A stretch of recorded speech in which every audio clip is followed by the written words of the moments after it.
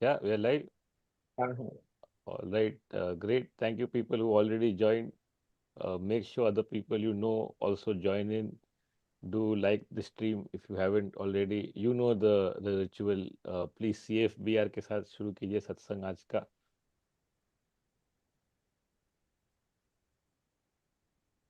Yes, I can see Anay is there, Shubham is there, Rahul, Shweta is there. Shweta is quite active these days. I'm seeing online. Ashish Bardapurkar is there. Arjun Kohil. Great, great, great. Thank you. This is a very special live, guys. You know why. So we're just waiting for a few more people to join in. Can you, if you can see and hear me clearly, please drop a CFBR in the comments and we can begin. For people who are shy of the super chat, we also have our pay as you like links in the description. We are starting one new venue in Mumbai this weekend in Andheri tomorrow, in fact. So if you are around and if you don't know what to do with your evening on Friday, do drop in. Uh, one Pune show in August. That's all I got. But end of August, like I'd announced last time, me and Sanjay Rajora will be doing a show together in Mumbai and Pune. It's a new show and it's called Apocalypse, for lack of a better word. Do drop in for that. For people who are far away, I'm doing a new online show next weekend. It's only called Satsang for now, but it will evolve with time. Some of you may have seen a version of it last time when it was called again Satsang, but you probably forgotten by now because you have your own lives, which I tend to forget. But that's online next Sunday, right? Jamie, Sunday को है 11 तारीख. Jamie's already gone. Okay. So it's हाँ yeah, हाँ it's 11 Sunday, तारीख 11th August, and that's all. There's also a UK tour in Feb if all goes well. So we shall share details of that very soon. All the links are in the description as usual. And one last time, I shall request you guys to like the stream before we call on our guest for tonight. Shweta is asking Apocalypse ka dates. It is 31st in Mumbai and 1st September in Pune. Pune we are doing at the box. Uh, Prashmuni Bhaishya is this is a new Satsangi is it? धन्यवाद आप आए हमारे show में. Come to Guwahati आएंगे आएंगे कभी. अरे मंदार भिड़े is here. अरे कसा काय Mandar saheb. Thank you for coming. Ekta is here. Yeah, Ekta, hi. And again, this show, Ekta will not come to Nagpur. So, if you know anyone in Mumbai and Pune, do send them. I think enough people are here, so we can get on with business today. Many of you would already know our guest today. Our guest is a lot of things, and all of those things the state despises. So he's living dangerously, but at the same time, he's living it up. They say the greatest revenge is living well, and our guest tonight, I think, personifies that. So join me, if you will, in welcoming on our virtual stage our guest for today, Mr. Aakar Patel. Yes. Namaskar. Namaskar, namaskar, sir. First of all, thank you, Aakar, for being here on the live stream. A lot of people who are here today, they do follow the discourse on Twitter, which is very far from reality, but at least is closer than ZTV. So they they are aware of things. And before we even begin, I want to start by saying well done and congratulations on the Kanwar Yatra verdict. That it was so heartening to see somebody did it and did it quickly. And I don't know what the ground situation is, but it was heartening to see.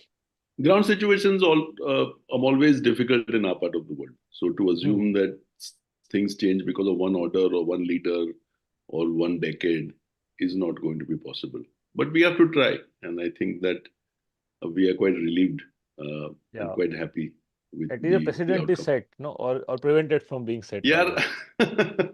तकलीफ ये है कि यहाँ पर कोई president नहीं होता that the Supreme Court can say that unless there is an explicit call to violence, there should be no case for sedition.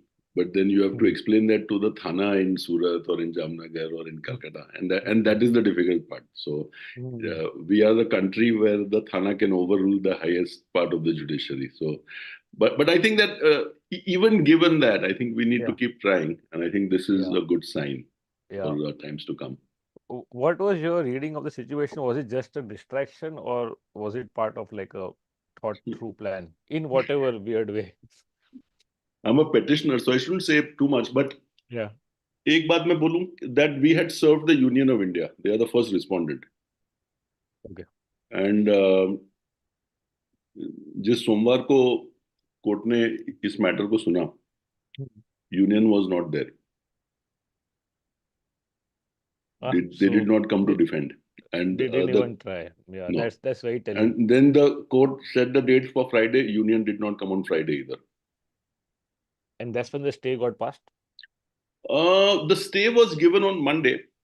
Then the union served, the court served a notice. The union did not appear on the next day either. The Okay. states appeared, Hmm. and the states gave their affidavits. The union did not. Make of that what you will. That it seems that Yeah. the government in Delhi did not want to take part in this. Be part. Yeah, take a part in this. Yeah, that's quite telling actually. Mm. I wanted to know, Aakar, what was your first reaction on the 4th of June when the verdict came in? What was Mm. your immediate emotion, if you will? I was firstly I said okay, I will accept whatever the data comes out of the exit polls. Hmm. I'll accept the data that's coming out of the opinion polls, and I will take that to heart as being the accepted reality. Yeah. And then that day, I had to go for my visa. So I had to go to the VFS center, Hmm. and with the other middle class Indians, I was more busy trying to figure out how to leave the country than figure out. अब वहां पे कोई भी अपने phone को देख नहीं रहा था कि न्यूज में क्या है कितना नंबर किस nobody was bothered. People were bothered about whether they could get their visa to Europe or US. Yeah. But at around 11:30, I mustered the courage to look at my phone, Hmm. and oh man, mm, mm, Yeah, I think I think words can't describe what you just expressed. So yeah, and I have no problem at all with Modi coming back to power. I have no problem at all with but the fact that they came back with 240 was yeah, an absolute delight. yeah, There was it no was a words drubbing could. almost, a victory and yet a drubbing. Yeah, it's still, where are we now? We are on August the 1st or something like Yeah, that. Yeah. yeah, And it's still the case that the, the party that won seems like, yeah, ye kya ho gaya, yaar? yeah. And the people who were defeated were saying, like fantastic, and it's fabulous. I think that the idea of absolute triumph tends to be only the a preserve of a certain sort of party and a certain sort of person. Yeah, Liberals yeah, always lose. So for us, losing is like a matter of fact because there's always some other battle to fight, कि we, यहाँ पर कुछ नहीं है तो और कुछ कहीं पे छेड़ लो. yeah. But You can this was, see the body language also, no, of the supreme leader and downwards, a dejection, a dropping of the shoulders. I can see it very palpably. mm, As I to know him personally, Hmm. and I can more than most people say I think what he would have felt at not having a full majority because the first time in his life, right, 22 years, Yeah, he's not had that. yeah, yeah. Yeah, it's very telling actually. But then what do you make of the mandate per se? Like, one of my friends, also a journalist, Kunal Purohit, he put it very well. He said this mandate doesn't mean that people of India have become secular suddenly. Of course not. It's just that maybe the economic distress was far too much. No, I think he's right. People never become secular or communal or communistic or socialistic or capitalistic based on one vote. And I don't think it's fair to judge one result and say that this is how the country has Changed. responded. Yeah. But we are talking of a party which has had full spectrum dominance for a decade, which has had control not only of parliament, to a large extent of the polity, generally speaking, of the media, Yeah. which had said that it would make a plan for the next 1,000 years. And that, I Yeah. think It's, for that to happen, like the rest of us were hunkered down in our bunkers, with our helmets on saying, yeah, aayega to, like what else will happen? yeah. It didn't happen. Yeah. Yeah. That is, to my mind, the big story. I think Yogendra Yadav puts it in romantic fashion and quite a sort of elegant fashion in saying it's a plebiscite, that the people of India stopped this kind of authoritarianism from extending itself. I think that's a good way of putting it. Yeah. Another Yeah. way of looking at it would be to say that there is a deflation, that the balloon is leaking air, and I think we can see it every day. I think I was very happy when the same cabinet was retained, because the message going out to the faithful, even to oneself, the biggest problem that a human being has is with himself or herself with the mirror. When you face yourself and you Yeah. say, have you done badly? And the fact is that if you say, no, I haven't done badly, I'll retain my home minister and finance minister and foreign minister Uh, because I've won. I think to my mind that was the most beautiful thing, and I think the next 5 years will be fantastic for that reason. That the side that what actually got defeated has not yet accepted defeat, but it will over the next 5 years. yeah. It is. Yeah. It's some kind of either delusion or they still think they can just power through it like nothing has They changed. won't be able to. Yeah, because it needs that kind of brute majority, right, to push things through. And you can see it in parliament already. Just the pure weight of more people on the other side. That's it, right? When you have 30 people from UP shouting at you, saying "mat karo, band karo," whatever, it takes a very brave Gujarati to stand up to that. And I don't think we have that in us. When I was working in Gujarat for 2 years, very casually colleagues would drop these sort of bombs like saying कि 2002 જરૂરી હતું કરવું જોઈતું હતું tight કરી નાખ્યું એમને. And was that your feeling also that generally is the state actually that communal or they don't see an option in another party? I think we are more communal than other states. This is Hmm. obviously a subjective view and it's not based on data, but it's based Ji. on the fact that I am from that state. Hmm. I've lived there for the most part of my life. I still have family there. Hmm. Uh, I think intellectually it's quite stunted, that it's not able to look at itself and be able to explain why it is that things are where they are. And the idea of confessional voting, that I'll vote because of who I was born rather than what change I want to see in the world, is much more ingrained there. What is the term you use? Confessional voting, is it? Confessional कि आपने कोई जब कोई व्यक्ति church में जाता है या कोई गिरजाघर में जाता है या मस्जिद में Hmm. जाता है या मंदिर में जाता है, Hmm. that person surrenders themselves in terms of the faith that they belong to, Hmm. and that faith is then expressed in the form of devotion. Here it's Yeah. expressed in the ballot box, that Correct. this is who I am. Unquestioning. It's unquestioning Yeah. that this is who I was born as, and I can't really change it, because it comes out of devotion and faith rather than, and therefore confessional. And I think that it's pretty accurate in our part of the world, generally speaking, but particularly true of my state.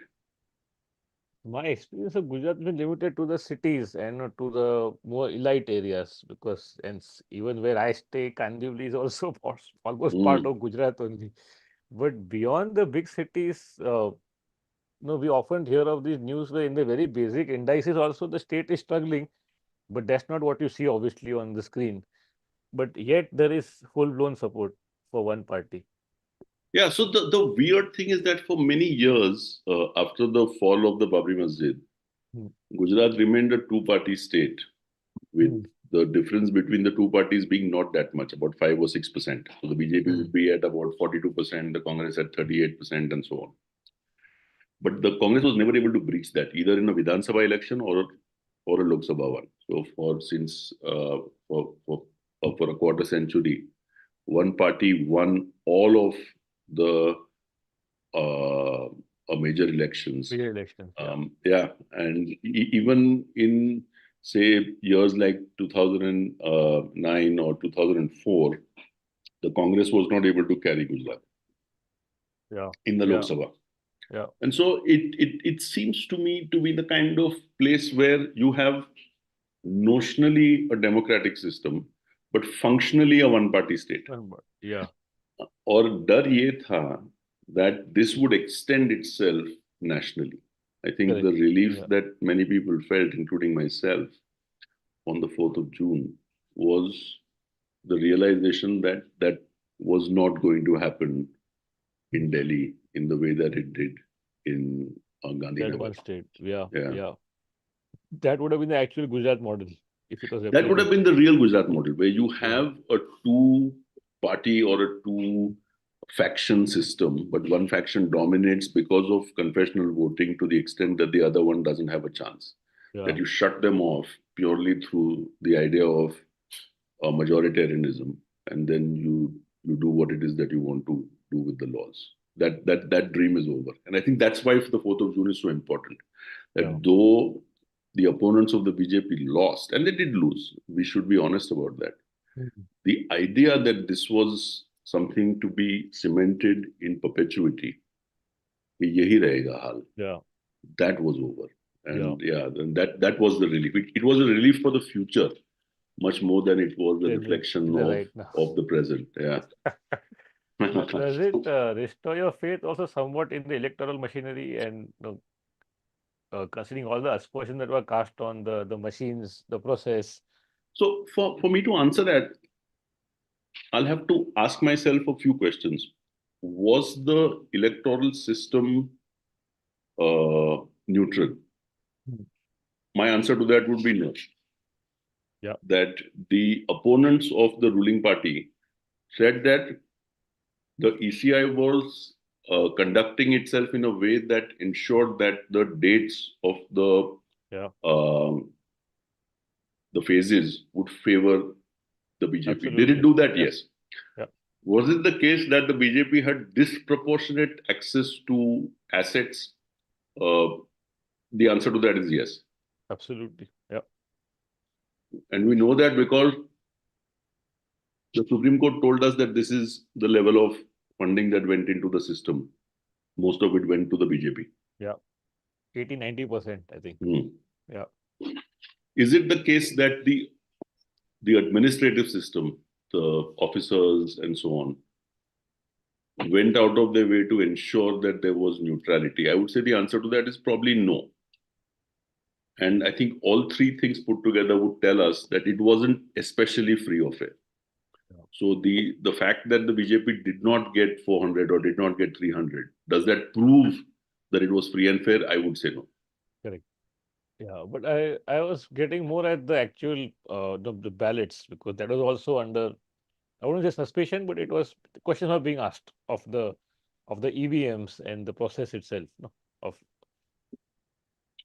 the counting without itself. having personal knowledge of this, my response to this is that India is not a very competent tyranny, just like it's not a very competent democracy. And to, in a disaggregated fashion, to be able to ensure that every machine is rigged, every officer is compromised, is not, we don't have that capacity. I wish we did, and then the Gujaratis would rule this place, forever. But I don't think we are there yet. They already are. If you see just the contracts that are going out from temple construction to highway construction, they're everywhere.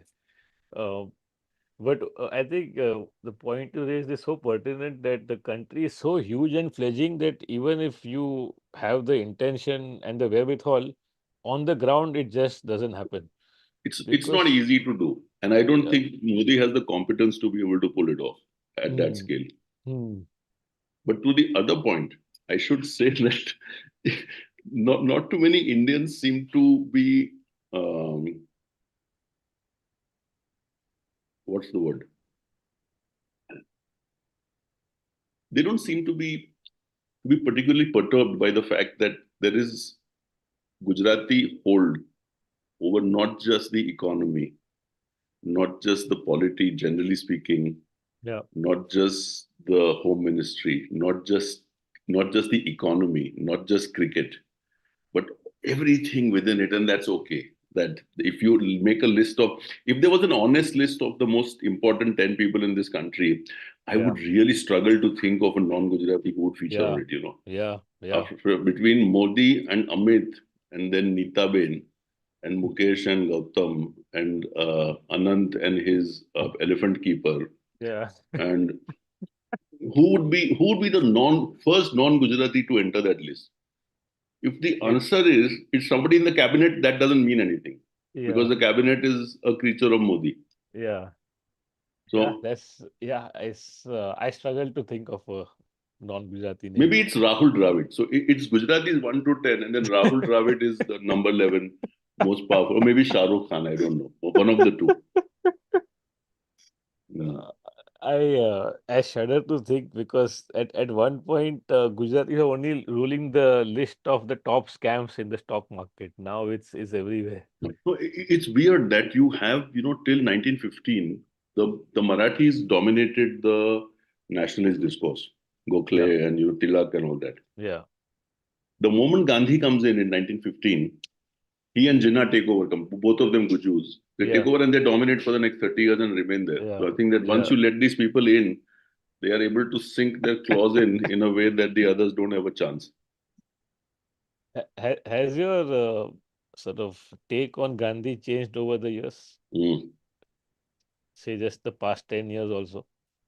Maybe not the past 10 years, but I Mm. grew up in a sort of way that most of us view him reverentially. And, Mm. as Modi said, we discovered him after watching the movie in 1981. So before that, we didn't know who he was.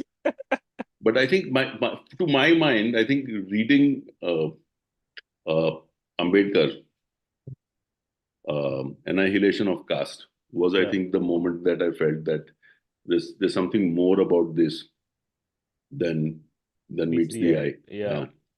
But Gandhi is also a figure who lends himself to criticism, unlike a lot of other big men throughout history. Well So, put. That's well put. yeah, That because yeah, he's much more open, even in his death, yeah, to being criticized than the yeah. others, because he did things. Took the. I was for my next book. I was reading something yesterday, and this is from 19, if I remember it right, 1939. So this is the mature Gandhi. He's in his late 60s. Yeah. He's doing a fast against the person who his father worked for. I think it's Jamnagar, somewhere Yeah. in somewhere near the Western Gujarat border. And this guy has a panel of people that he wants to take office, 10 people, which he wants to nominate himself. Gandhi goes on a fast, saying, no, you can't do this. You have to listen to the other side. This person refuses and lets Gandhi continue on the fast. Mhm. तुमको जो करना है कर लो. This is mature Gandhi, late 60s. Mhm. He's already very popular as He's well. already really popular. Yeah. And it is, Gandhi goes off his fast and then writes that he regrets that he put himself at the mercy of this person, because what he should really have done was to continue with the fast and take it to the logical end rather Mm. than, yeah. Um, but this is the person we don't see, because between his coming to India in 1915 and his death, you've got 3 decades, more than 3 decades, where a lot of episodes were. Not too many people know that Dandi was not successful. The British did not remove the salt tax. Acha, not Yeah, immediately. no, No, they not did at all. not. The government of India, the post 47 government of India removed it. Ah, this Yeah, is so okay. Gandhi does this phenomenal thing, and then this is the start of the movie Gandhi. I don't know if you remember the start, where Yeah, after he's jailed, taking the salt from yeah, Dandi. I went to yeah. school not too far from there, by the way. Acha. And once he's in jail, people gather up, line up, and go to these salt factories, or and try to force their way in. The police are waiting with the batons, Mhm. and they break heads and so on, and it's reported. in the Chicago Tribune. I think that's the newspaper. I could be wrong. And it becomes really famous. But the British don't move. They don't change the law. The law is only changed once Nehru takes over. So a great man with a lot of conviction. But I think that one needs to understand the chronology of what he did in those 3.5 decades to fully understand him. So I began with a particular understanding of him, which I let go of when I read Ambedkar, and I think that change has remained with me. So then, is it true what we hear from the other side also, that a lot of what you know about the freedom struggle and about Gandhi himself is also in a way propaganda, for lack of a better word?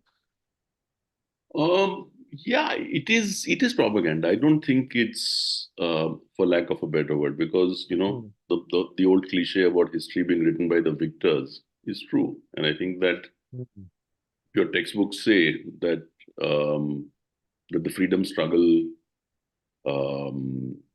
was the primary component of the fight against the Raj. It is true, but then it has to be broken up into the parts where there was defeat and there was victory, and how that defeat came to be and how that victory came to be.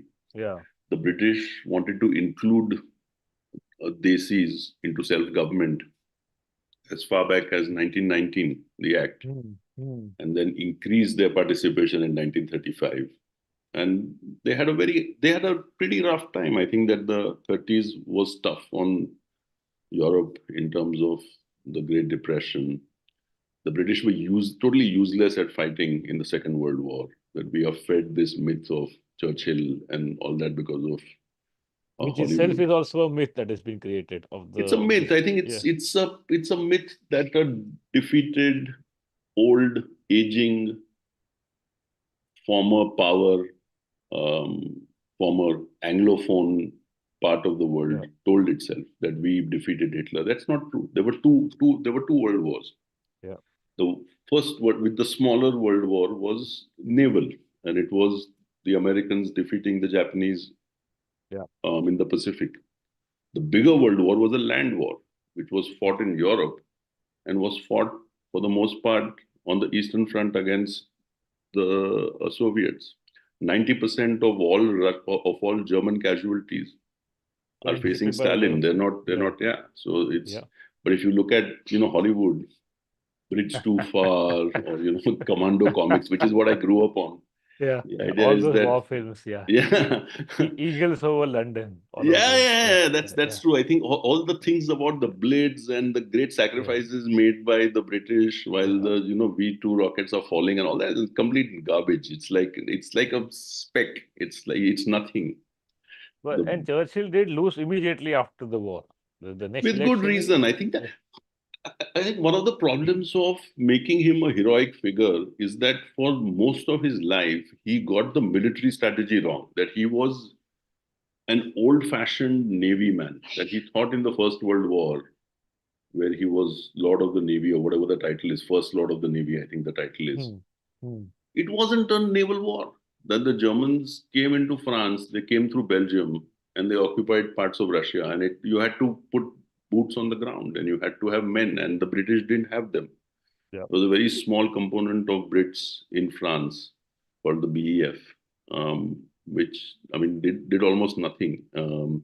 There's this great line from a US Marine. I think it's probably apocryphal, that the Americans enter the war late, I think in 1917 or 1918, maybe a few months before the war is to end. And the French say to them, that after some skirmish, that we need to retreat. And then this Marines officer says, "Retreat, hell, we just got here," which is the kind of Marine like, "Hum to aa gaye." But by then, I think the sort of Russian Empire had collapsed. The revolution had taken over. Germany was exhausted.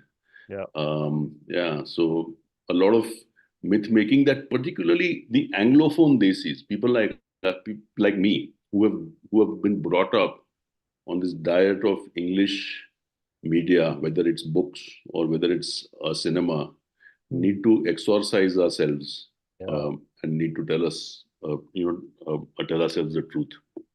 It continues to this day. No, like when you grow up, you realize that Rambo was also propaganda. And uh, you grew up on that movie, so the Yeah, Rambo Part One is sort of anti-war because it talks about the I trauma would, that. since you raised this subject, Puneet, I'd like to speak of this guy called SLA Marshall. There's a general in the US Army Gee, who writes this book called Men Against Fire. okay, SLA Marshall. I'll look it up. And his thesis, based on data, he says that for every 50,000 rounds that the US soldier fired in Vietnam, there was one casualty. And his logic, his thinking is that man doesn't want to kill man. That you don't want to be a murderer. You fire in the air, you fire in the ground, and you Yeah, don't want to do something which you and I would think that your soldiers do, which is yeah, open their chests and go off into battle and kill or be killed kind of thing. But that's not yeah, the way war works. yeah. Yeah, but Rambo personifies, I think, the American ideal that they went into that place to do a good thing, Yeah. and then society turned on its heroes and said that you were monsters. But Marshall says that for the most part, they didn't even want to kill those people Mhm. that they were out, Yeah, sent out to murder. yeah. Yeah. So there is a super chat from Shom Shubro Chaudhary, who's one of our regulars. He says, two satire kings in one screen, love your book on the Modi years. आपको बोल रहा है. Could you please also discuss possible delimitation and cost the South में पे? A very big topic. But since he's brought the books up, can you reveal what you're working on next, or is too early? No, no. I'm writing a book on what the future of South Asia is given where we stand. That we've got these nationalisms that are essentially inward facing. Hmm. India is mostly against its minorities. Pakistan is mostly against its minorities to the extent that they have minorities now. Hmm. Hmm. And then what do you do given the fact that the South Asia is the least integrated part of the world? When So you say integrated, you mean into the global polity? Is it? no, I mean within itself that Hmm. uh, intra-regional trade in the European Union is more than two-thirds of its total trade. In South Ah, Asia, it's less than a fifth. So the World Bank says that it's 20% more expensive for a South Asian nation to export to another South Asian nation than it is for a South Asian nation to export to Brazil.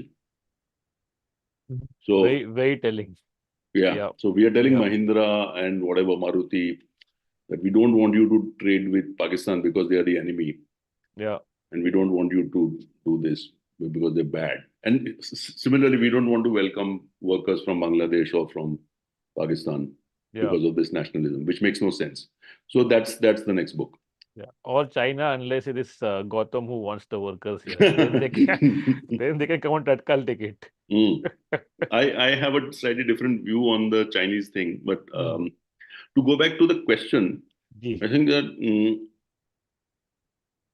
the delimitation is asked, yeah, and there's a sequence that we have to follow. hmm. At the top of the sequence is the women's reservation bill. So Lok Sabha's composition will change Yeah, once the women's reservation bill kicks in, which kicks in only after the census. And the census will happen after delimitation. Now, after the well, isn't the other way around? hmm, sorry, I meant that uh, the apportioning of the seats will happen after the numbers on the ground are verified by the census. There are two ways of looking at it. One is that one is I think the view from the south, which is that we have controlled our populations. So in 1971, the last delimitation happened in 71, Okay. where it was where a few seats were adjusted here and there. But in 71, the number of voters that for each Lok Sabha constituency was the same. So while the seats were different, Kerala had one fourth the number of seats that UP did. Yeah. The number of people for each seat was the same. Okay. That has changed. The voters, you mean, for Mm, constituency. Okay. mm. So Then each mathematically voter, ensured. Each That voter in Kerala had the same power per vote for the Lok Sabha as the seat in UP for one seat. Of course, UP had a bigger population, so you had more seats in UP. But for each seat, the division was more or less the same. That has changed. So UP, Rajasthan, MP, they now have many more times the number of people per Lok Sabha seat than the South does. So So in a way, are you saying that the South vote has more power in that way in yes, deciding representation? that is the other side of the coin. Yeah, I never looked at it That that one way. argument is, why punish the South by giving more seats to the North because they manage their populations? That's one argument, and it's Yeah. logical. The other argument is, in a democratic society, why should you punish the person in the North for having less agency over her seat, whether in Bareilly or Barech or wherever else, Yeah. because of the fact that the population has gone up. So, and I Yes. think that will not be an easy thing to resolve because it's a Yeah. genuine problem. Yeah. And UP is so ripe for being divided into multiple states, but the politics may not allow that to No, happen. doesn't matter. I'm saying even if it's divided into various states, Yeah. the population per seat, unless the number of seats is changed, Changed. Yeah. will remain the same. So I think that's one reason why we will find a problem, going back to that question again, why the sequencing of delimitation and the census and the apportioning of seats and the Yeah. women's reservation bill will be problematic, and I think will be put on hold. There's another problem with the census, that the census is fairly good, and it will show, to my mind, what the actual death toll was in the second wave. So the difference between what the government says, Hachi baat hai, that Punit, the government says that about between 4 and 5 lakh people died in 2021 out of COVID. Yeah. Lancet says it's 10 times as many. It's Yeah. 40 lakh people. Yeah. You can't hide 40 lakh people in the census. In the sense, well, it is that thorough. Because we are that good at doing the census.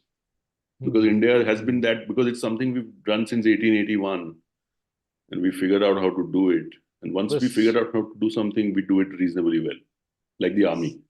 Yeah. Since the cause of death itself has been made fuzzy, sorry, it'll again just be conjecture, but you're right, it will reveal that delta very clearly. It will actually, because you will find a spike.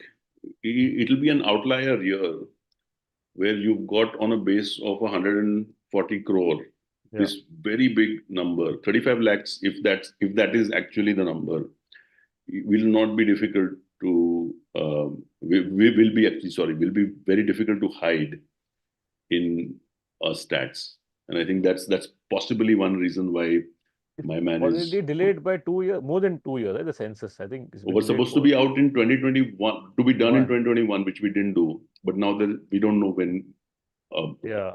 when it will happen. But because the women's reservation bill and delimitation is dependent on it, that's why it's important. That's why it's more important than it would be otherwise. You think, of course, representation is important, but with more women coming in, you see any palpable change. I think the worst kind of people only get through. The system is such that regardless of your background or gender, you need a certain ruthlessness to get through. I think that the mix will change, and it will change for the better. That what needs to be shaken. What is our fundamental problem in Parliament? That because of the anti-defection law, and because of the fact that we've got a dominant party, there is no real independent voice from any party, from whether the Congress or the CPM or the TMC or the BJP, which stands up and says, this is what I believe in. It doesn't matter what my party says. You can't say that because you get bumped off if you vote in the other way, right? Yeah, immediately. Does that get shaken up with women coming in? I think it might. I think that there's good things to be said for a shake-up in a situation like that. I wish that the 1/3 had come in on the same number of seats rather than through an expansion. correct. Yeah. Yeah, then it would have been, yeah, more significant. And I also wish that the parties had themselves taken up the thing at a party level, at a party constitution level, to ensure that they gave one third tickets to Would women, the, which none of them has done. so dictatorship also begins at home. No? So first Yeah, the absolutely. parties. No, there's no question. Yeah. There's no question. There's a question for you, sir, from Ashish Bardapurkar. He's asked you, if you were to write after Masaya, after this result, would the end of the story be different? Great to see both of you. Thank you for doing this. I'm not sure. I think that the writing fiction is quite difficult, and Hmm. um, it would have been easier, I think, to have written it this way, because an answer has come through June 4 in a way that I had not uh, imagined or Foreseen. thought Yeah, of. yeah, Yeah, yeah. I had not foreseen it. Um, I, yeah. uh, I particularly enjoyed the translation of no Manto's work. And I'm in the midst of reading that right now. Before I forget, everybody on the stream, do check out Aakars' work. The description has a link to all his books on Amazon, all in one place. So, and in the rare event that you don't follow him on Twitter, I put that link also. But I'm sure you do if you're anyway close to following what is happening in the country. Uh, the Twitter voice, if I may call it that, has they evolved over the years, or was humor always a component of how you cope with with everything? Because in you have been at the very immediate receiving end of a lot of the crackdowns, no? Like from being stopped at the airport to everything else. So I think there's two parts to it. One is the language, Hmm. and I think that I identify with the Indian who speaks and writes poorly in English. And I'm not saying this facetiously. I mean it.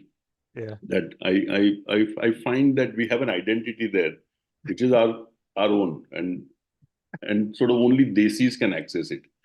There are Hmm. lots of people from Amnesty and the United Nations who follow me. I have no idea what they make of my tweets. ये क्या बोल रहा है ये क्या है ये? That's one part. The other part is I think there is something about rusticity and sort of peasant humor, being a being a Patel or whatever else. That like lowbrow humor is my thing. I'm not a kind of Yeah. high Yeah. humor. Not a Woodhouse kind of guy. Yeah, he was sort of public school in a way, but yeah, but I think that I'm much more down market, and I think that Yeah. that's where I belong, and that's where I sort of entertain myself. Well, speaking of Woodhouse, the next super chat says that satsangs are getting better. Akash smoking is so badass. The- so the bar is so low in this country. No, at freedom, that a person just expressing himself completely is by itself revolutionary. Is it? Mm. There Well, are that's so true. I many. think that we need to put up an image of ourselves that corresponds to, I really feel for people in government who have to sort of pretend that they're different. I love Moa Moitra for this reason. She's Yeah, who she is. yeah, yeah, She's the one politician in our time, and I'm glad that it's a woman who's doing this, because the yeah, men are too cowardly to be able to show their true face. But yeah. She is we need, unapologetic. yeah, completely. She's fantastic. Yuval Harari, the guy who wrote *Sapiens*, he says that in the early days, the kings would dress up to project power that they did not have necessarily. Because the kings were always precarious on the throne. They could be overthrown, they could be drugged, they could be stabbed in the back. But hence, they would dress extravagantly to project power. He says the politicians of today actually are more powerful than the kings because they're totally secure that way compared to what the king was going through. But they dressed down to fool the people that I'm one of you. And that made so much sense when I read that. Seeing our people, especially, politicians Yeah, in their kurtas. yeah, yeah. I wish Modi hadn't given up that suit. I think that's the one part of me, the one aspect that is Gujarati to me that I liked about him. And I was disappointed when he chose to And discard that suit. it was so him, right? It was, I mean, a Mm. complete megalomania, like a No, textbook. I don't know if that's the word I would use, Hmm. but it was him. Somebody would have told him, "Sahib, આ કાપડ આવ્યું છે, તમારું નામ લખ્યું છે એની પર, સોનાના ધાગામાં." He would have said, "Suit બનાવીને, like this is what I want to wear." અને ક્યાં પહેરશો સાહેબ, ઓબામા ને સાથે મળતા ત્યારે, he would have said that. And there's this story that I saw a few months before that. Obama in his first campaign is on a desk, he's got his feet up on this desk, and his Cross-legged or the shoes this, are yeah. thus. Ji. And there's this photographer who's shooting him, and the sole of this shoe has a hole in it. Hmm. And he's on the phone, and he Hmm. notices that she's taking this picture of him. He cups the phone and tells her, "This is the second time I've resold that shoe, to try and show his middle class value, saying that this is Ah, who I am." ah. એ વ્યક્તિની સામે તમે જઈને suit પહેરો, that this is who I am. It was fantastic knowing. Yeah, It was, it's yeah, yeah. It's also beautiful. peak Gujarati in many ways. It's very peak Guju. It is peak Gujarati, yes. Yeah. There are few things that are more peak. That can be. I don't. That is peak Gujarati. I think the wedding, that Anand's wedding, and Oh that man. suit, that would be Yeah. peak Gujarati. One of the comics, Vipul Goyal, you may have seen his work. He makes a great point in his recent set. He says that you may call the Ambani wedding vulgar, but they might have spent 0.5% of their wealth. Is that vulgar, or is a middle class person spending 40% of his wealth on a wedding? Is that vulgar? In a way, it's only a sort of step up from what you see usually in weddings. No, the way we That's quite a spend. bright point. I think the Yeah. point of the vulgarity of the Ambanis is that it is to show the world that we can do what you can't do.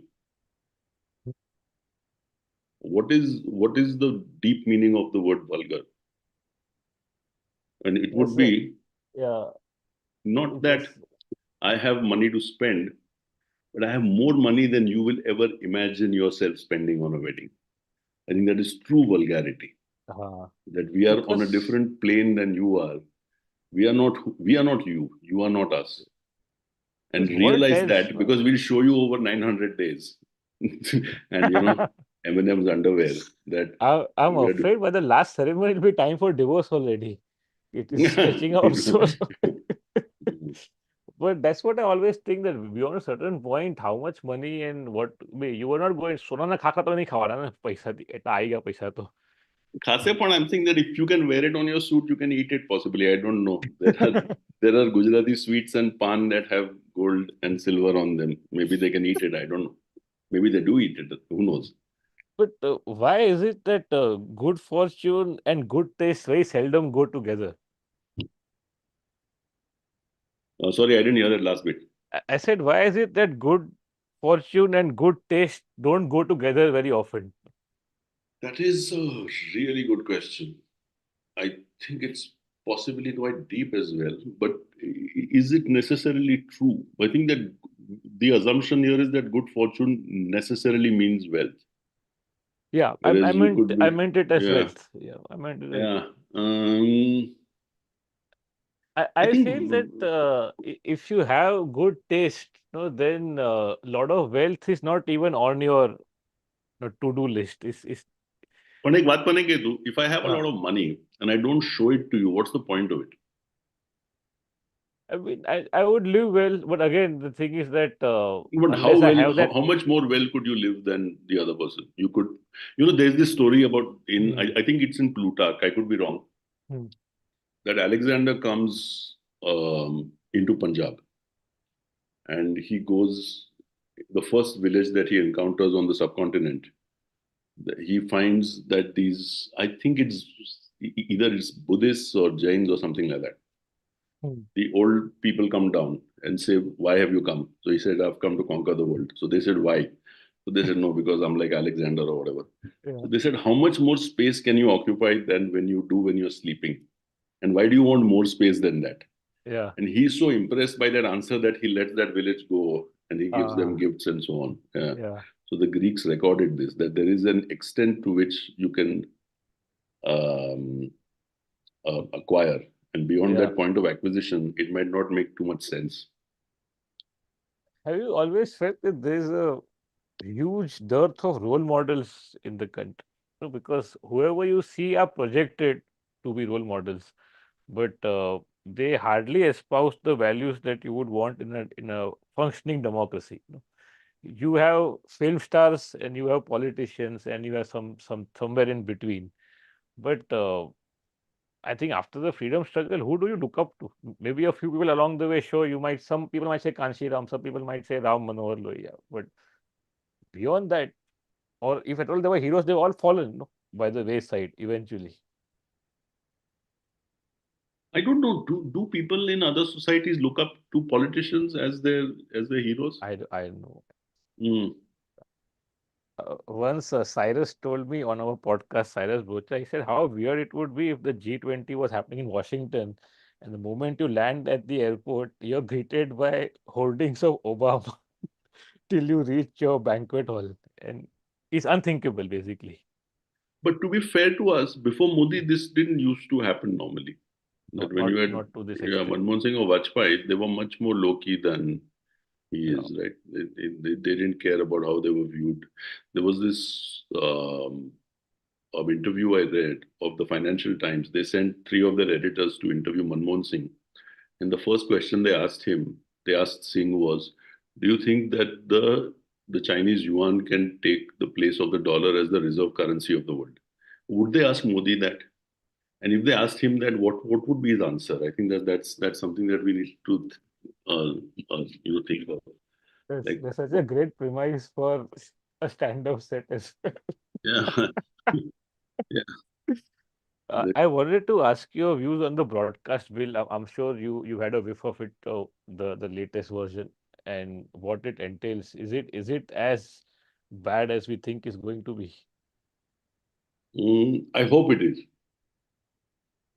I hope it's bad. I hope it's really tight and doesn't allow people like Ravish or Miss Medusa or Meghnad or you or Rantingola Uh, to express themselves without registering yourselves as being news sources, Broadcasters, yeah. broadcasters.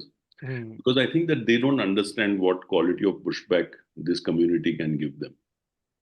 And I don't think they've fully grasped it because for the what you need to understand is for them, the other side is essentially chamchas who will line up behind whatever they do or say. Hmm. Hmm. The idea of pushback can only come once you appreciate and want to engage with the other side, which they don't want to do At all, yeah. at all. And I think that my hope is that it's a really tough, tight bill that gives no space because it's, as I said, India is an incomplete authoritarian state. You still have access to the courts. You still have access to protest. You still have Hmm. access to some social media where you haven't been blocked off from. Yeah. This is a creative community. You guys are able to generate, you are not dependent on the state to be able to produce the material that you do. And that is both the danger for them in terms of the output and also the threat to them in terms of what they face Hmm. once they put this bill out. I have a very good feeling that despite my hopes, this bill will not be tabled. And I don't think it'll be passed. And if it is passed, I don't think it will survive too long. Wow, that's a very contra intuitive take. Um, um, Oh, I'm saying that a person at 303 seats and talking of 1,000 year rule, and somebody at 240 seats who is dependent on several allies is a yeah, very different creature. yeah. This is not the same person. There is a question by the same gentleman, Shom Shubro. He's asking, Mahua and Derek have blocked me on Twitter for constantly reminding them of TMC corruption. It is absolutely insane. They run West Bengal like the mafia. So Shom Shubro, if I remember, is from Kolkata. Uh, and which is true, right? The regional parties are not paragons of democracy anyway. No, no, it's absolutely right. There's no black and white here. I think our problem has to be with principles and fundamentals rather than with parties. And I have always viewed it in that way. I have no problem with anybody accusing any party opposing the BJP. Yeah.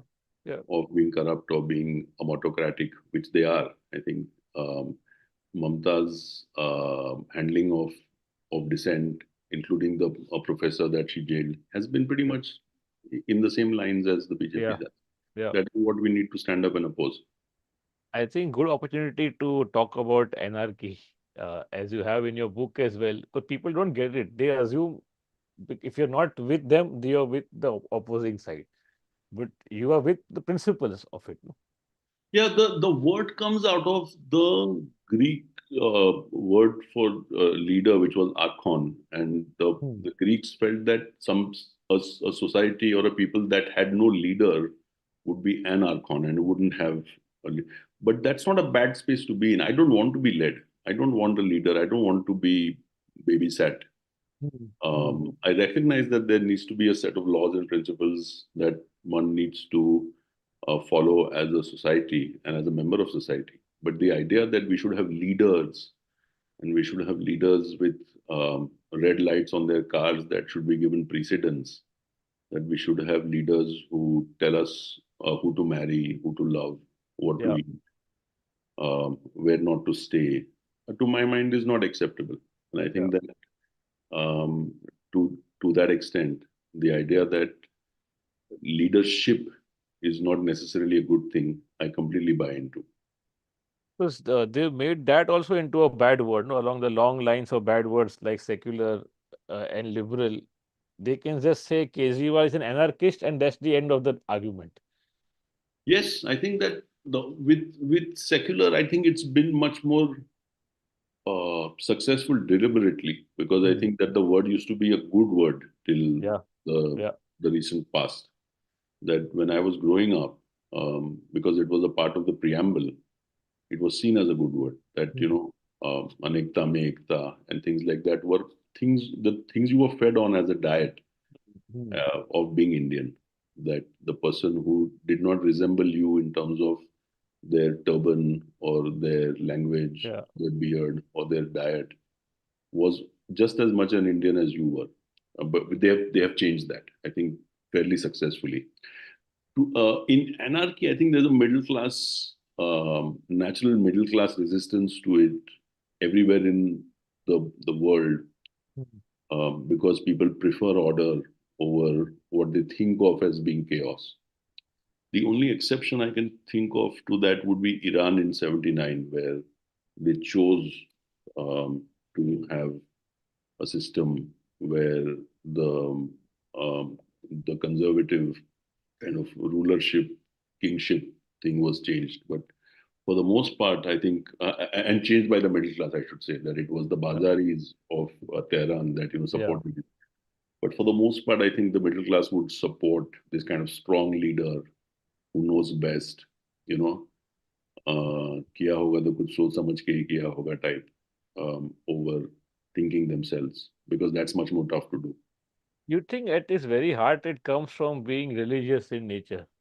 So that sort of idol worship. No, because when you talk of anarchy and people being having their own agency to the largest extent, except in extreme cases of law and order, that comes from a very learned sort of polity. No, but I don't know if it's religious per se, because that would mean that it is in some ways embedded in doctrine or in practice. But here I think it's just easier to do. That easier it's to do. easier for me to remain in my privilege if I have somebody making sure that the poor are kept in their place, and if the rich are making their money, as long as I don't lose what I have, I'm okay Yeah, with it. yeah, that's the I think it's feeling I get. astonishing to my mind that India has an economy, as Narayan Murthy helpfully pointed out the day before yesterday, is one-sixth the size of China's. Yeah, yeah. But the two wealthiest Asians are Gujarati men. Wow. And it's It's remarkable to it's me that India it's has a smaller economy than Germany's in terms of GDP, but it has more billionaires than Germany. But this level of, disparity. It's vulgar. yeah, Yeah, it's I think absolutely vulgar. equality, not just the fact that it exists, which is remarkable of its own right, but that it is accepted and it's not challenged. Yeah. and it just passes as being normal, I think is quite strange. And I think that there should be some level of pushback against it. You think at some level the caste system also plays a role in this? It does in almost all spheres of the country. But when you have a large part of the population that is invisible, you know, by ghettoization, by lack of representation, by lack of access to everything, uh, and that sort of helps the rich stay in their cocoons and, to be sort of shielded from the reality of the country, and that, further adds to this sort of disparity that you spoke of, without too much backlash against it. Yeah, I think so. I think that the next time we go to the airport and we go to the loo, we should try and ask who are the people who are working in the loo Yeah, versus the people who are checking us in versus the people who are doing our security. yeah. Where is it that the wealthiest Indians have made their money from? And the answer to that question is quite simple. It's from the extraction of the resources of the nation. That you've got people who have got licenses to mine, who've got licenses to airports, to ports, who've got access to telecom licenses. This is not wealth that has been created in the sense that there is an invention of some sort. No, no. This Yeah, is wealth of the sort that has been created because you have disproportionate access to what the state itself controls. yeah. You capture the resources of the country. Absolutely. Yeah, And I think without that, contest. no question, I'm saying that if you look at it, and it's so naked, I mean, to have Jai Shah in charge of BCCI, like, the kind of merit child prodigy that he is, I'm sure he's brilliant. But to accept that and to make the claim that we stand in opposition to nepotism is quite strange to my mind. But You, it goes without almost without contest in this country. but you think that cuts ice with people on the ground, like the voters itself? Because you hear a lot of it because they shout about it, and they have the No, no, machinery no. to keep shouting. I don't think at the level of culture, we have a problem with nepotism. That I think No. that Sara Garno Chokro Che, Uh, that we like the Kapoor family because they come from the Kapoor family, right? That yeah, there is this yeah, transfer of charisma that yeah. comes from Prithviraj to Raj and to Yeah.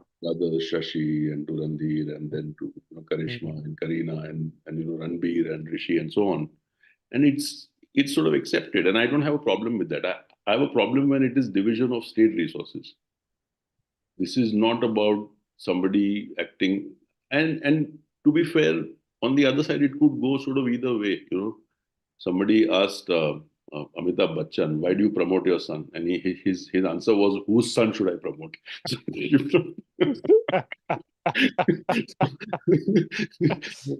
this is going back 30 years. I don't know if you remember.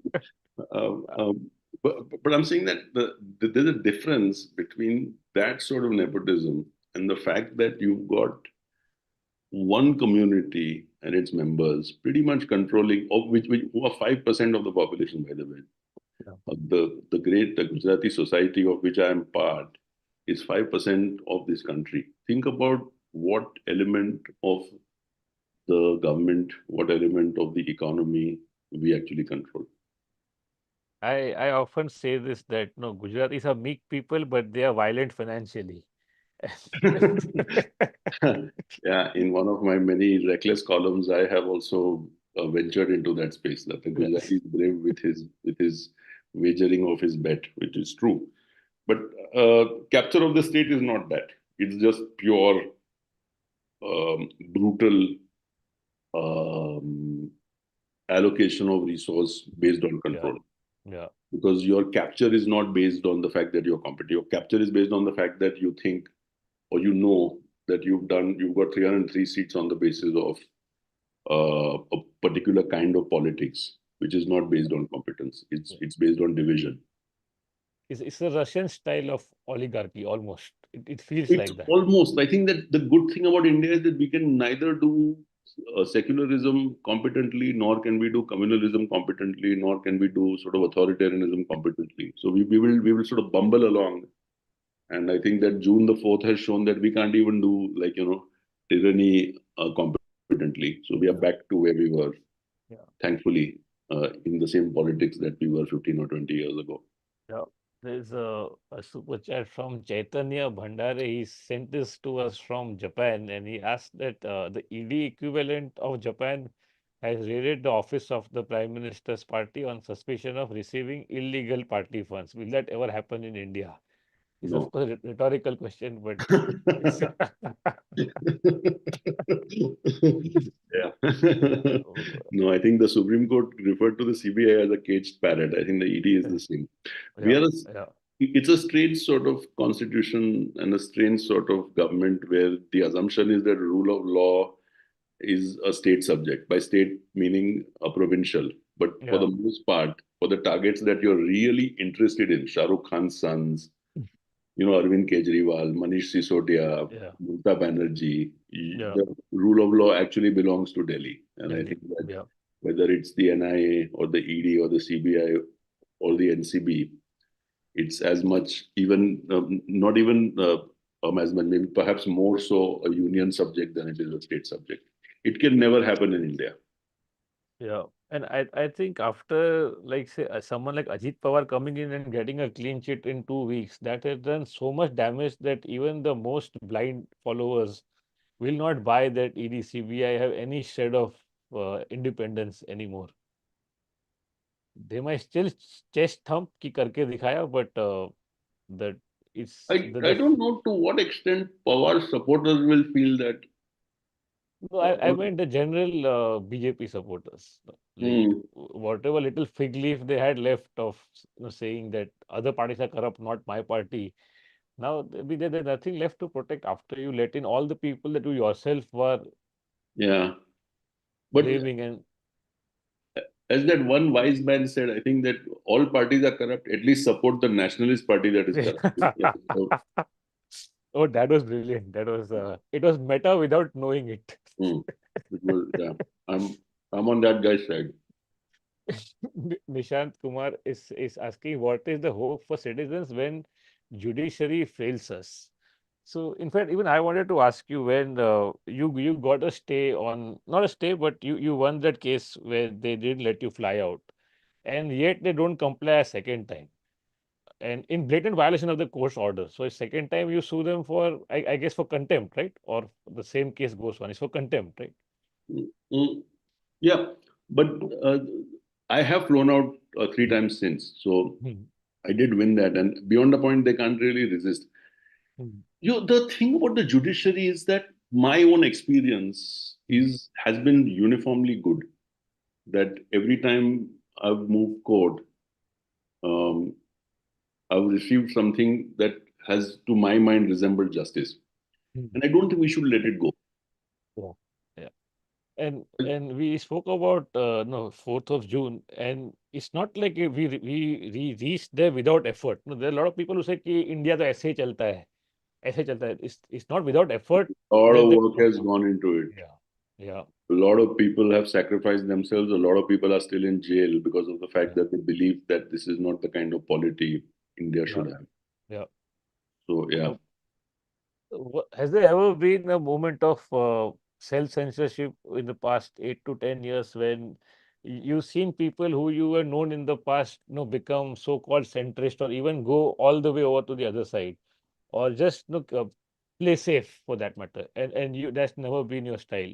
So has there been a conscious decision, or is just that your constitution is such that you can't give a fuck about it?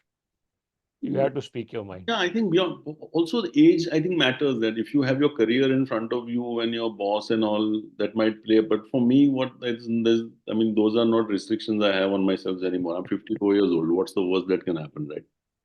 So that's one thing. The other thing is, I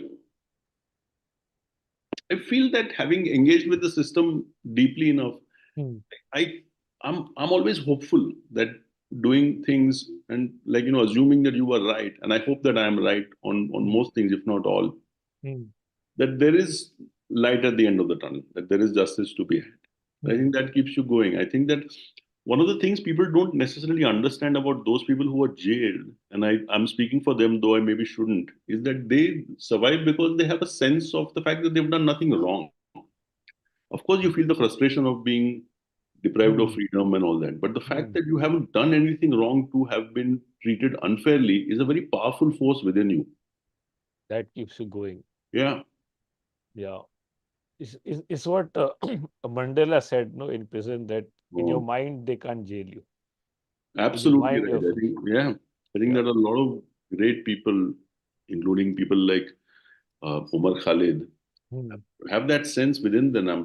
I'm sure that they feel that they are being punished purely for what they feel and think and say rather than what a- they've done.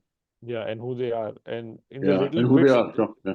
yeah, and the little bit that you get to hear from him or you see of him in those rare appearances, you see that he somehow kept his sanity, no, in the midst of all of this.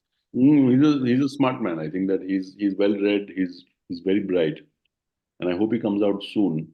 And I hope that this stint ends soon. And I hope that it hasn't hurt him in too many ways. I'm sure it has hurt him in some ways, but Yeah. I hope in not too many deep ways. Yeah. For a young person in India right now who's entering the workforce, or no, who like our silent friend here, Jamie, would you still think that going abroad is the best option still? In one of my very oft quoted lines is that the biggest achievement in the country is to leave it.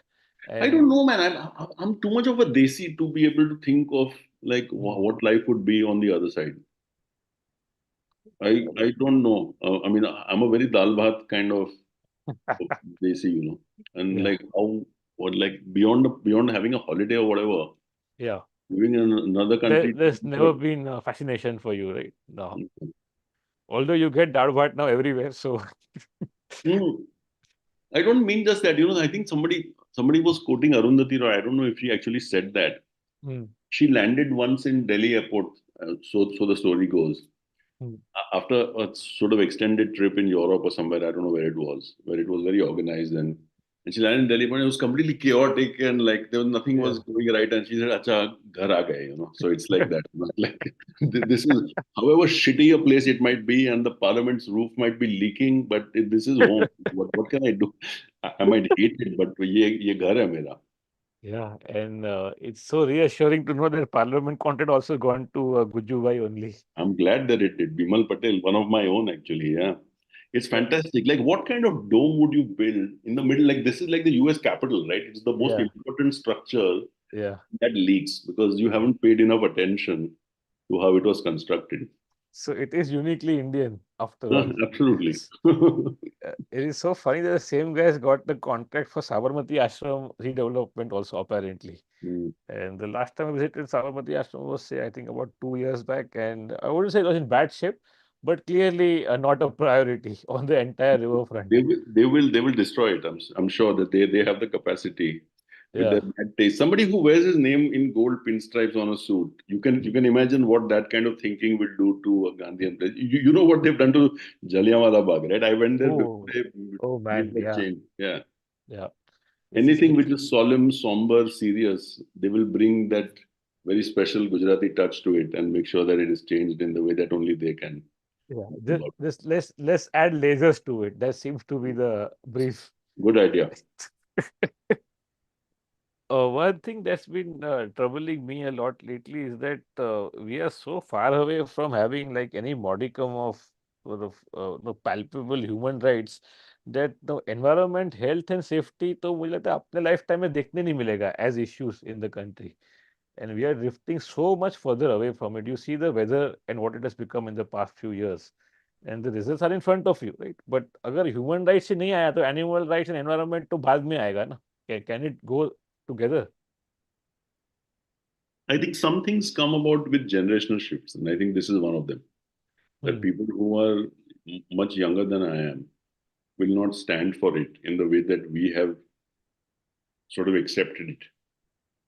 And I Hmm. think that um, I don't foresee the next 10 years being as dark as the last 40 have been. I think there Hmm. will be much more push from society on change, on things like the environment, on things like the rights of the weak, of women, of the marginalized, of children, than there has been in the past. Because I feel for the marginalized, that you just mentioned, for them, just making ends meet takes up the entire time and the energy. And for people who are privileged, it's for them, it seems like the good life is malls and metros. No, उनको उनके आगे recreation पता ही नहीं है अपने को. No, खाવાનું પીવાનું મજા કરવાની. No, And but there has to be some sort of stability there. Is there a stability in the sense that if you have 100 million, 100 million strong, like a 10 crore strong middle class, is it stable? Is it always able to get access to jobs that it seeks, or hmm, jobs that the people, it's the jobs that that that generation's parents had? I think the answer to that is no. That I think that the reason why we are seeing, to a large extent, stories like NEET coming out now is that the concerns are becoming deeper. That it's not possible to have a stable 100 million middle class yeah. while. Mm, Because buying a house, which was a milestone, is now it seems laughable now. At I think, yeah, that was dumb. I don't think, I'm not sure why they did that. And I think that that'll probably be rolled back. I could be wrong, hmm, because one of the things that the tyrants doesn't wish to be doing. Modi would have had to really, like, I don't know how many people know this. In end 2020, okay, hmm, hmm, the farmers from Punjab and from Haryana gather outside of Delhi, yeah, Tikri and Singhu, okay, ye- 30,000. yeah, Anybody who knows the first thing about mobilization would have told you this is over, game over. hmm, At that point, the law should have been rolled back, and and Modi should have said that, okay, we'll rethink it. He took a year or 11 months or whatever it was. yeah, They stood, they stayed there. Some seven, 800 of them died. yeah. But once you mobilize in those numbers, there's not too much that the state in our part of the world can do. I think that recognition that there is such a thing as people power did not come to him. And I think that's one of the things he should learn from his 10 years. And I hope he has learned, but I don't think he has. Doesn't look like it. Now, from what you said about the cabinet, Mm. and from what we're hearing from UP and MP, it seems like now it's like a game of one-upmanship. No, who can be a bigger Virat Hindu than the other person? Well, to his mind, he's the only one. But I Yeah. think the retention of the cabinet is a signal to himself that, oh, Hmm. nothing has changed. I'm still in the same Hmm. post, pre June 4 situation. He's not. Uh, Yeah. and that's sad. I think it's sad it's a very Shakespearean thing, to see somebody. But I'm glad that we are getting to see it, particularly writers. Yeah. Yeah. Yeah. Yeah. Mm. Uh, I wanted to ask you, how does a person develop caste consciousness? We right now, people who are listening to us, people who come for my show, people who read your books also, like you yourself have mentioned, they're elite people in the Indian context. No, there is no real middle class as such. There's just the rich people and there's everybody else. So how does this elite class actually become genuinely conscientious? No, they're educated in the most rudimentary sense of the term. They have their degrees, they can speak English. Are they really conscientious citizens? Do they know how to participate in the democracy? They don't, right? In fact, like you said yourself, their very participation is very limited by virtue of their money.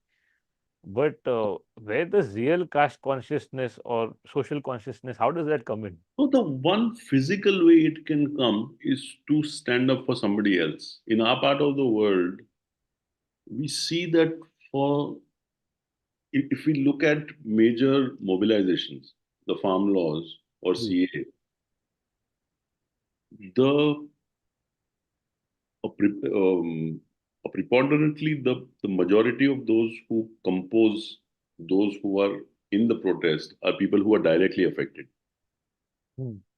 whether it's Muslim women in the case of CAA or farmers, Sikh farmers for the most part in the Yeah. farmers.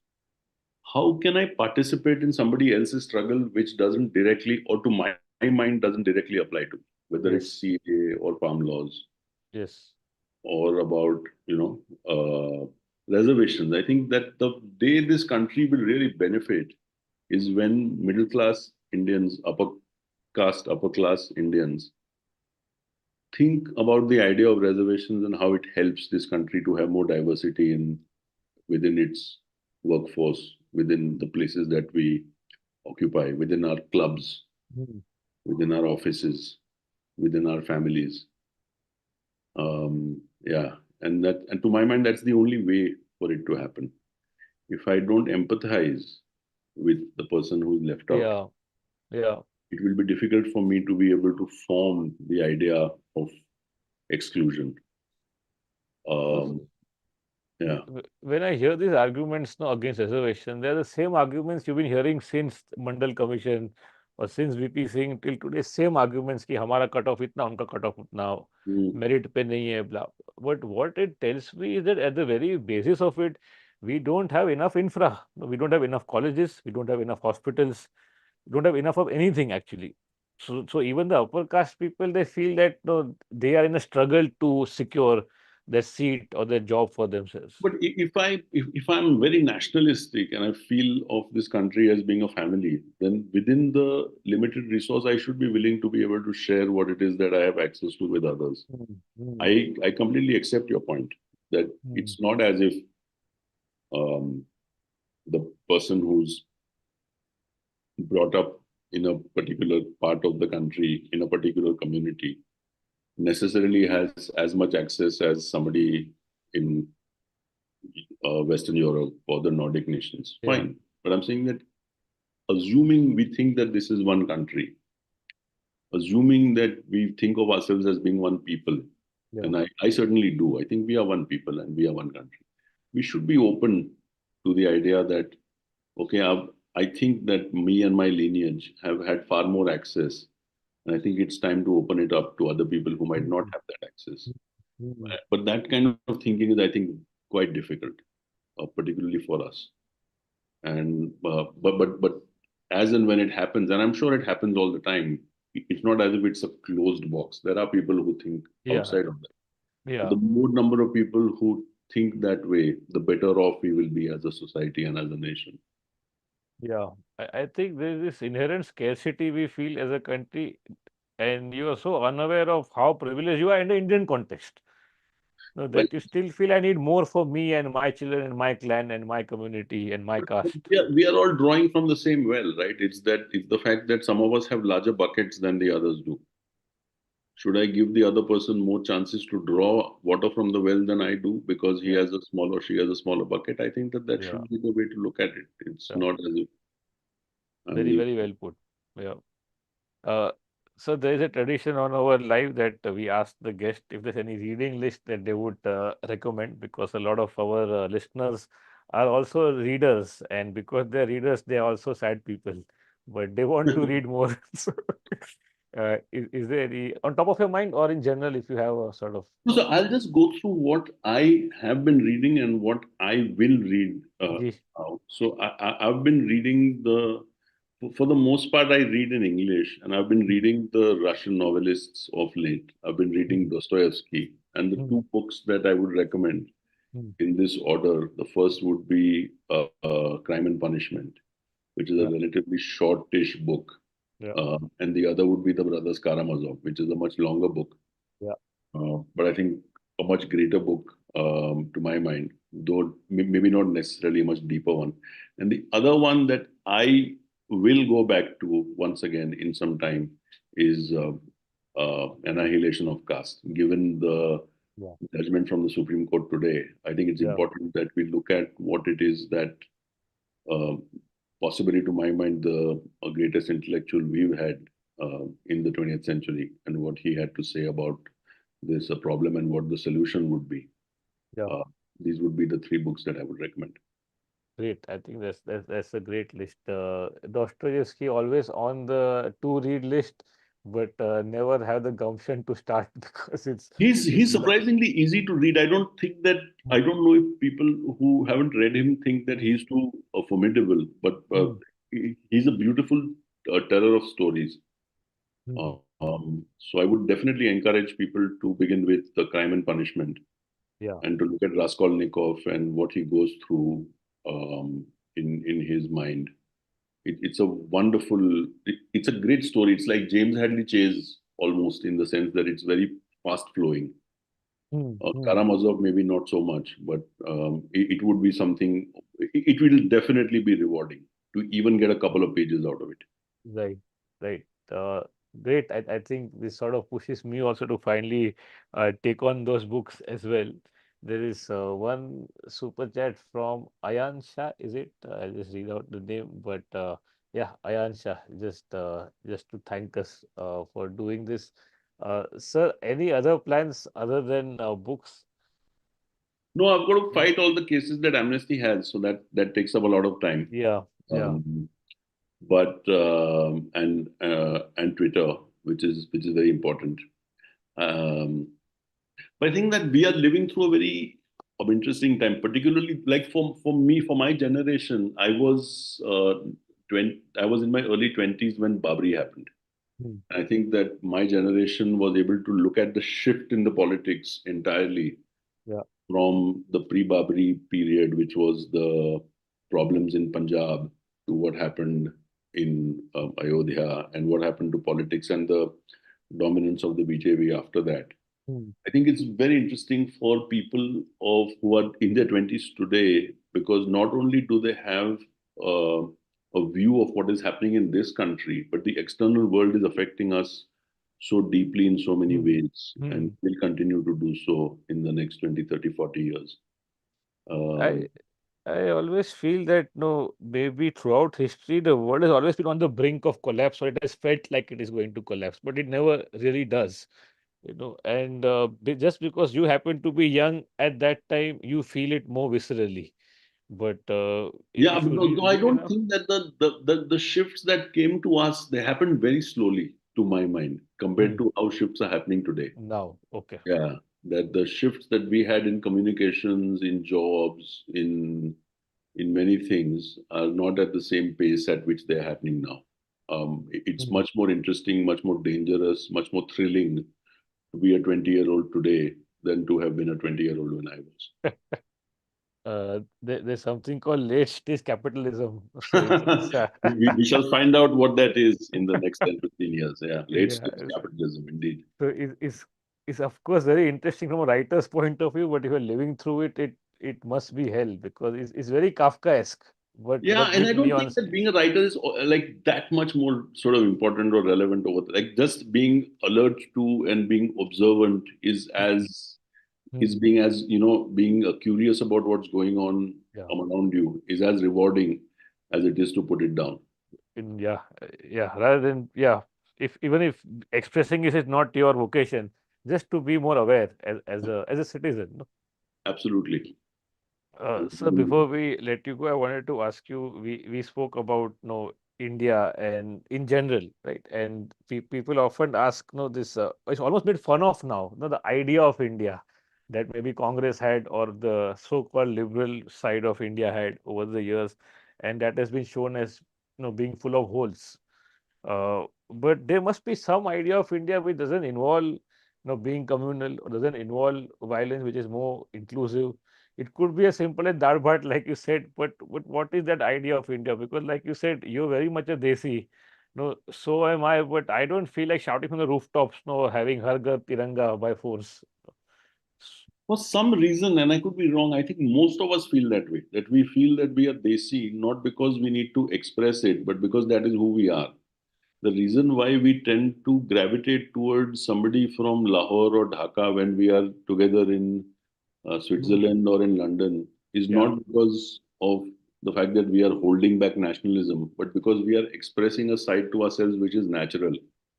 That if you look at Desis when they are in a foreign environment, they tend to all do the Desi thing and get together and say, khana kahan pe khana hai. That's the way that we are. And I think that we should not let go of that.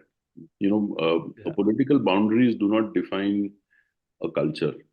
And I don't think that I live in Bangalore. I don't feel very foreign here from the many years that I lived in Surat because I feel that it's the same Yeah. place in Yeah. many ways. Yeah, And I yeah. feel, and I don't feel much different when I am outside of India or in Dhaka or in Lahore as I do when I'm in Bangalore. And I think that we should hold on to that because that is who we are at heart. Yeah, regardless of the politics, it's just getting too much Yeah, the importance politics in will this. change. I don't think that the fact that we are the people who put garam masala in most things will change, you know. So, like, as long as we are willing to ruin our food, over spicing it, I think we will remain. Including sir avocado very soon. I heard avocado સુરતમાં પણ આવી ગયું છે તો ત્યાં ભેલ બનવાની છે avocado. I'm sure we'll put garam masala on that as well very soon. But yeah, it's that is who we are. Right, I think a great note to end our live session on. Thank you for having Thank me, you Punit. for thank you. It was a pleasure, sir. Pleasure. And I'm sure people who are listening in also had a great time. The reading list that has been suggested, I think, is very worthy of your time. But do look up Aakars books as well in the description if you haven't already. I'm reading the translation of Manto's Why I Write right now. But I'll also finish the Modi years very soon. Difficult read because we go through it every day. But I intend to finish it. And like I said at the beginning, I'll see you at live shows in Pune, Mumbai, Bangalore, and online in the coming weeks. Even those links are in the description. Thank you for joining us. Final, the super chat has come from someone called Imazik. Thank you. Thank you. And thank you, everybody, our regulars who are here. Prachi, who you may know from Gujarat, is also here. Prachi Vaidya, she is a singer and a music teacher in the great state of Gujarat. Thank you, everyone. Thank you, Aakar, for being here. I will see you guys next time. Bye bye. Jamie, if you're still there,